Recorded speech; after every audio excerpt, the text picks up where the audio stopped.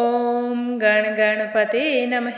आज अपने सुनेंगे वाल्मीकि रामायण अयोध्या कांड का आगे का सरक। भगवान श्री राम का आशीर्वाद पाने के लिए इस सरक को पूरे प्रेम भाव से एकाग्रचित्त होकर सुने। बोलो गणेश भगवान की जय हो। बोलो सियावर रामचंद्र भगवान की जय हो।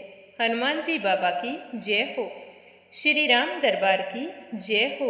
महामुनि भारद्वाज जी कहने लगे कि जब मनुष्य चित्रकूट के शिखरों का दर्शन कर लेता है तब कल्याणकारी पुण्य कर्मों का फल पा लेता है और फिर कभी भी उसका मन पाप में नहीं लगता है। वहाँ बहुत सारे ऋषि जिनके सिर के बाल सफ़ेद हो गए थे, वे तपस्या के द्वारा सैकड़ों वर्षों तक की क्रीड़ा करके स्वर्ग लोक को चले गए हैं। और उसी पर्वत को मैं तुम्हारे लिए एकांतवास के योग्य और सुखद मानता हूँ। हे श्री राम, तुम वनवास के इस उद्देश्य से मेरे साथ इसी आश्रम पर रहो। ऐसा कहकर भारद्वाज जी ने पत्नी और भ्राता सहित श्री राम का हर्ष बढ़ाते हुए सब प्रकार की मनोवांछित वस्तुओं द्वारा उन सब का आतिथ्य सत्कार किया। प्रयाग में श्री राम महर्षि के पास बैठकर इस तरह बातें कर रहे थे, तभी रात्रि हो गई। वे सारे बहुत ही थके हुए थे, इसीलिए भारद्वाज मुनि के उस आश्रम में श्री राम ने लक्ष्मण और सीता जी के साथ वह रात्रि वहीं पर व्यतीत की। जब सारी रात बीत गई और प्रातःकाल हुआ तब श्री राम भारद्वाज मुनि के पास गए और कहने लगे कि हे भगवान, आप तो हमेशा सत्य बोलने वाले हैं। आज हम लोगों ने आपके आश्रम में बड़ी आराम से रात बिताई है। अब आप हमें आज्ञा और आशीर्वाद दें ताकि हम आगे की यात्रा भली भांति कर सकें। रात बीतने और सवेरा होने पर श्री राम के इस तरह पूछने पर भारद्वाज जी कहने लगे, तुम मधुर फल फूल से संपन्न चित्रकूट पर्वत पर जाओ। मैं उसी को तुम्हारे लिए उपयुक्त निवास स्थान मानता हूँ। वह सुविख्यात चित्रकूट पर्वत नाना प्रकार के वृक्षों से हरा भरा है। वहाँ बहुत से किन्नर और सर्प निवास करते हैं। मोरों के कलरवों से वह और भी रमणीय सा प्रतीत होता है। बहुत से गजराज उस पर्वत का सेवन करते हैं। अतः तुम मेरा कहना मानो और वहीं पर चले जाओ। वह पर्वत परम पवित्र, रमणीय और बहुत से फल फूलों से संपन्न है। वहाँ हाथियों के झुंड और हिरन वन के भीतर विचरते रहते हैं। हे श्री राम, तुम सबको अपनी आंखों के सामने देख सकोगे। मंदाकिनी नदी, अनेकानेक जल स्रोत, पर्वत शिखर, गुफा, कंदरा और झरने जो आज तक तुमने नहीं देखे हैं। वह पर्वत सीता जी के साथ विचरते हुए तुम्हारे मन को आनंद प्रदान करेगा। हर्ष में भरे हुए टिटिब और कोकिलों के कलरवों द्वारा वह पर्वत यात्रियों का मनोरंजन करता रहता है। वह परम सुखद एवं कल्याणकारी है। मदमत मृगों और बहुसंख्यक मत वाले हाथियों ने उसकी रमणीयता को और भी अधिक बढ़ा दिया है।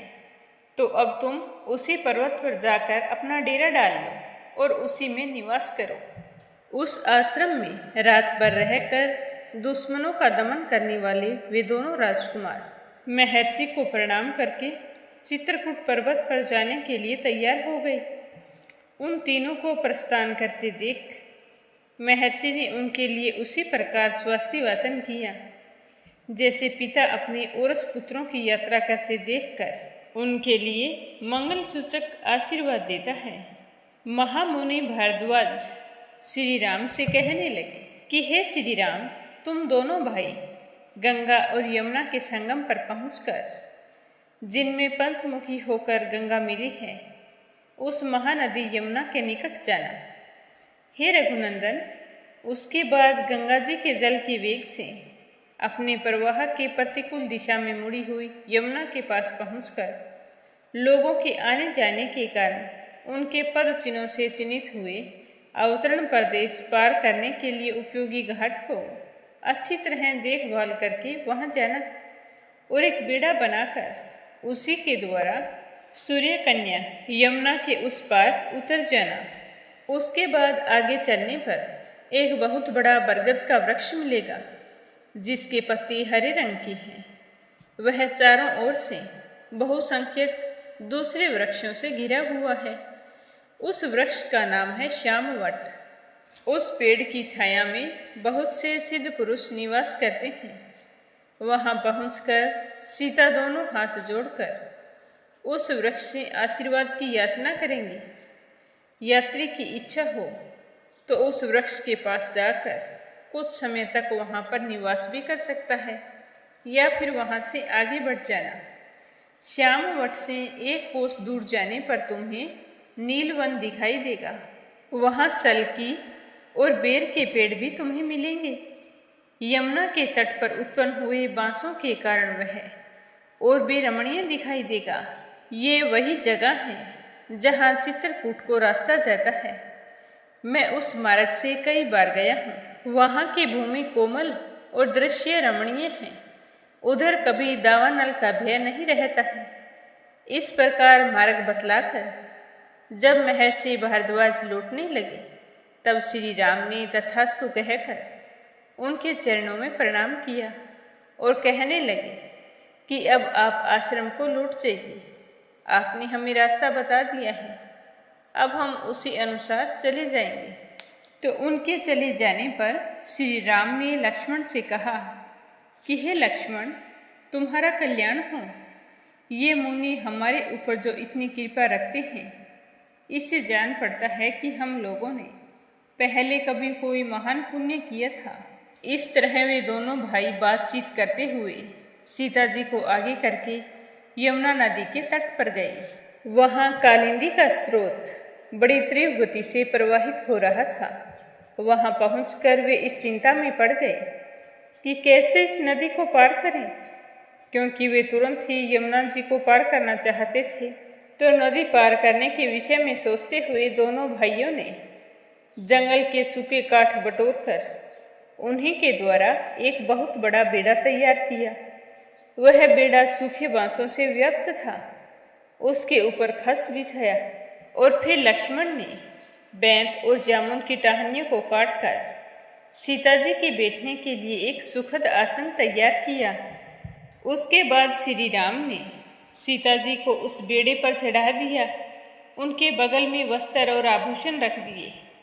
फिर श्री राम ने बड़ी सावधानी के साथ कुदारी और बकरे के चमड़े से मंडी हुई पिटारी को भी बेड़े के ऊपर रख दिया।